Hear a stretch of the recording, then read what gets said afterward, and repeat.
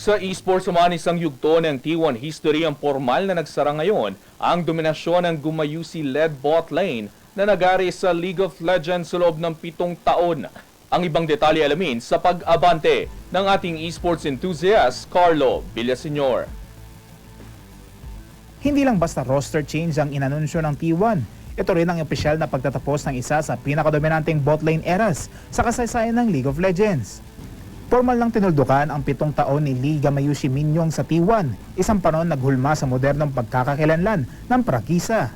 Lampas sa tropeo at highlights, naging simbolo si Gamayushi ng isang standard na aggressive, walang takot na nagpatibay sa T1 bot lane bilang isa sa pinakamalakas sa buong mundo. Sa kanyang pananatili nakamit ng T1 ang perfect LCK split, isang historic Worlds three-peat at napanood ni Gamayushi na tanggapin ang Worlds Finals MVP matapos gibain ang KT roster sa pinakamalaking entablados ng esports. Ilan lang ang bot laners sa kasaysayan na may resume na kasing bigat, ngunit dumaan siya sa pinakamabigat na pagsubok nitong 2025 season. Ang mid-season benching pabor kay rookie Shinmash Geomj ay nagpasiklab ng debate sa komunidad. Sa huli, sa pamamagitan ng intervention ni CEO Joe Marsh, ibinalik si Gamayushi sa starting lineup, hindi dahil sa nostalgia, kundi dahil kailangan siya ng kuponan.